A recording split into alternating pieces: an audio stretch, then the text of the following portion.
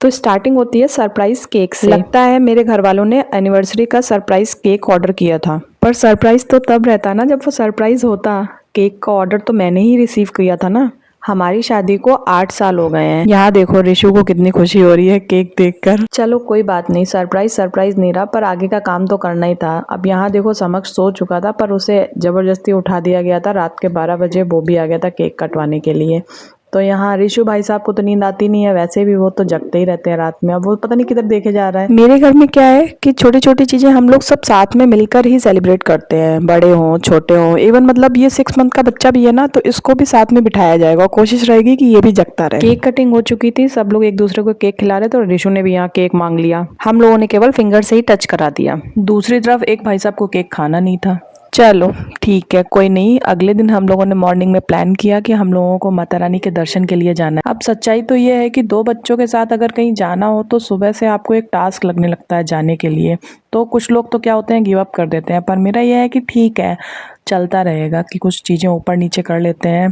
थोड़ा सा मसाज वगैरह का टाइमिंग चेंज कर देती हूँ मैं बच्चों का, और थोड़ा सा मतलब खाने पीने की भी चीज़ें ऊपर नीचे हो ही जाती हैं। तो अब ऐसे अगर घर के डेली डेली काम वही करते रहेंगे तो हम तो कहीं जा ही नहीं सकते। फिर ठीक है, फिर तो हम लोगों ने जाना चालू किया। अब यहाँ ये भाई साहब क्या सोच रहे हैं। मुझे डेली डेली गाड़ी में बिठाकर कहाँ ले जाते हो? मैं जा जा के बोर हो चुका हूँ, मुझे नहीं जाना। इसकी आदत है, जब ये कार में बैठता है तो अपने हाथों से ही पता नहीं क्या सोचता रहता है, खेलता रहता है। आपके बच्चे भी करते होंगे, अगर करते होंगे तो मुझे ज़रूर बताएं। इसको एक कोई टॉय पकड़ा दो या फिर इसका हैंकी दे दो, बस उसी में उलझा रहेगा।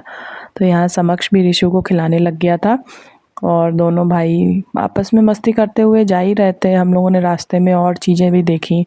वैसे तो हम यहीं राजस्थान से ही हैं, तो हमें ये कुछ मतलब मेरे लिए नया व्यू नहीं था, क्योंकि हम काफ़ी टाइम से यहीं रह रहे हैं। तो अब आपको थोड़ा थोड़ा आइडिया लग रहा होगा कि हम किस दिशा में जा रहे हैं। ये सांभर लेक का व्यू है और सांभर लेक में ही स्थित है शाकंभरी माता का मंदिर। तो हम लोगों ने आज वहीं जाने का प्लान किया है। रास्ते में हम लोग जा रहे थे तो कुछ कुछ चीज़ें ऑब्जर्व करते जा रहे थे जो हम लोगों को थोड़ी डिफरेंट लग रही थी। पिछली बार हम लोगों ने जब विजिट किया था शाकंभरी माता में, तो आई थिंक 10 ईयर्स पहले हम लोग आए होंगे। तो हम लोगों ने जब वहाँ देखा था टेम्पल, तो थोड़ी थोड़ी सी यादें थी मुझे, बट एकदम प्रॉपर मुझे चीज़ें उतनी याद नहीं थी। तो इस बार आए थे तो थोड़ा सा डिफरेंट सा लगा। ये एक कोई जल कुंड था जो बहुत टाइम से पानी भरा हुआ लग रहा था। इसकी क्लीनिंग वगैरह शायद नहीं हुई होगी। ये हमारी माता रानी के मंदिर की चोटी दिख रही है यहाँ से। तो फिर क्या था, हम लोगों ने इधर उधर के थोड़े से व्यूज़ देखे और देखते देखते माता रानी के दर्शन के लिए भी आगे बढ़ते जा रहे थे। हम लोगों को यहाँ पर 2 दूल्हा और 2 दुल्हन मिली। शायद वो माता रानी का आशीर्वाद लेने आए होंगे मंदिर में। तो शायद यहाँ के लोकल लोग जो होते हैं उनकी शादी होती है, उसके बाद यहाँ पर आते होंगे माता रानी के आशीर्वाद के लिए। तो हम लोग भी स्लीपर्स वगैरह रिमूव करके हाथ पैर धुल के दर्शन करने के लिए ऊपर जा रहे थे। ये मंदिर का मेन जो रहता है ना, स्टेयर्स है। यहाँ समक्ष देखो बेल बजानी भी है और डरना भी है। मंदिर का इतिहास और पौराणिक मान्यताओं के अनुसार इस मंदिर को 2500 साल पुराना माना जाता है। धार्मिक मान्यताओं के अनुसार जब इस क्षेत्र में अकाल पड़ा हुआ था, ना ही बारिश हो रही थी, ना ही खाने पीने को साग सब्जी थी, तब देवी ने तपस्या की थी और केवल साग यानी कि हरी सब्जियां खाकर ही यहाँ पर तपस्या की थी, और उसी से इन माता का नाम शाकंभरी माता हो गया। इस तपस्या के बाद उस वीरान स्थान पर पानी और वनस्पति की समृद्धि आई। अधिकांश ऐतिहासिक स्रोत बताते हैं कि चौहान वंश की कुल देवी शाकंभरी माता ही मानी जाती हैं। युद्ध से पहले या नए राज्यारोहण से पहले या फिर नए अवसरों पर पहले राजा इनकी माता की ही पूजा किया करते थे। शायद आपने सुना भी होगा कि पृथ्वीराज चौहान ने शाकंभरी माता की पूजा की थी। किसी भी युद्ध में जाने से पहले वो शाकंभरी माता की ही पूजा करके जाते थे। हम लोगों ने आज का दिन इसलिए सेलेक्ट किया क्योंकि हमारी एनिवर्सरी थी और हमें कहीं ना कहीं मंदिर जाना ही होता है। तो हमने भी डिसाइड किया क्यों ना हम शाकंभरी माता के दर्शन करने जाएं। फिर क्या था, इससे अच्छा दिन और कौन सा हो सकता था। हम लोगों को वैसे भी माता रानी का आशीर्वाद और ब्लेसिंग्स ही चाहिए होती हैं। माता रानी के दर्शन के बाद ऋषु को भूख लगने लगी थी और वो रोने लग गया था। फिर उसकी भूख का इंतजाम करते हुए हमने उसको कार में फीड कराया और वो शांत हो गया। उसके बाद उसकी खुशी देखो यहाँ पे। दूध पीते ही खुश हो गए भाई साहब। अब इनको कोई रोना नहीं है, बस चलते जाना है और मस्ती करनी है। ये रास्ता था भैरवनाथ के दर्शन के लिए। भैरवनाथ का जो मंदिर है वो माता रानी के मंदिर से थोड़ा सा डिफरेंट जगह पे है। एक्चुअली वो पूरा लेक के बीच में ही है, एक रास्ता बना दिया गया है। देखो हम लोग जा रहे हैं इस रास्ते पे और सामने मंदिर है और इधर उधर लेक ही है। तो समक्ष क्या कर रहा था कि जो ये रास्ता बना है ना, इसके ऊपर ना चल के साइड में चल रहा था। तो उसको फिर हम लोगों ने समझाया कि ये रास्ता क्यों बनाया गया, ताकि आप पानी में ना जा सको, इसलिए बनाया गया। तो इसको देखना डांस डांस कर रहा है।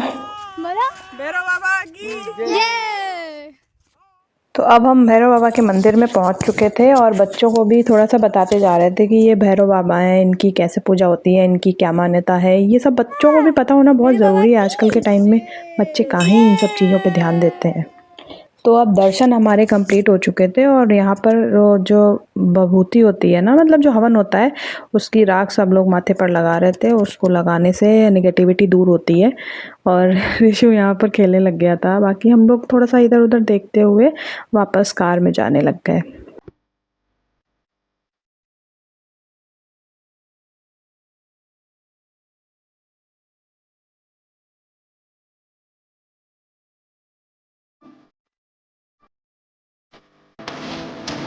आपको पता है, मैंने एक चीज़ यहाँ पर बहुत नोटिस की कि मतलब जितने भी प्लांट्स थे और मतलब जितना भी आर्किटेक्चर था, उसमें मकड़ी के जाले बहुत ज़्यादा थे। मतलब आप देख रहे होंगे ना, ये देखो प्लांट्स में कितना ज़्यादा जाला है। मतलब कैसे प्लांट भी ग्रो कर रहे हैं। हम लोग तो यही सोच रहे थे। अगर आपको इसका रीज़न पता हो तो आप ज़रूर बताएं।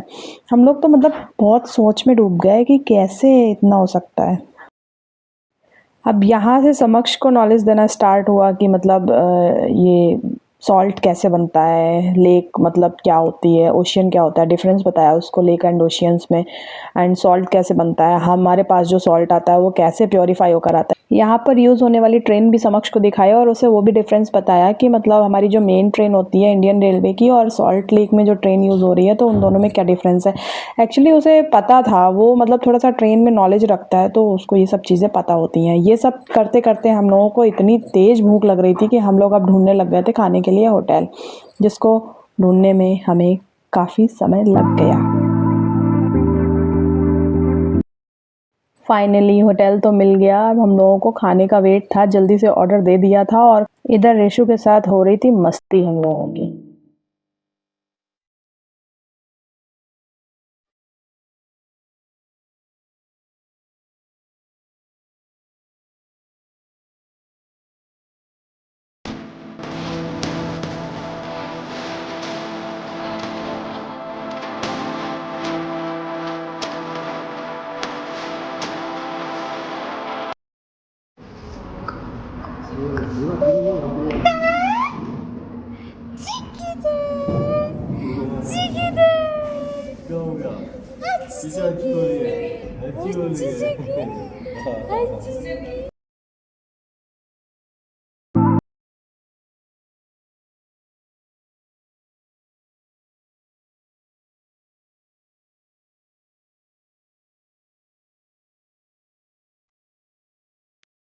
खाना वाना कंप्लीट हो गया था। हम लोग वापस गाड़ी में बैठ गए और घर के लिए निकल पड़े। अब इन दोनों को देखो कैसे क्या मस्ती सूझ रही है। ऐसे करते करते हमारा घर भी आने ही वाला था और हमारा व्लॉग भी कंप्लीट होने वाला था। तो रात हुई, हम लोगों ने डिनर वगैरह फिर घर पे ही बनाया था, क्योंकि ऑलरेडी बाहर से इतने थके हुए थे, तो दोबारा बाहर जाने की इच्छा ही नहीं थी। बस हल्का फुल्का घर में डिनर बनाया और आज का दिन ऐसे ही कंप्लीट हुआ। वीडियो अच्छी लगी हो तो लाइक शेयर एंड सब्सक्राइब जरूर कर दें।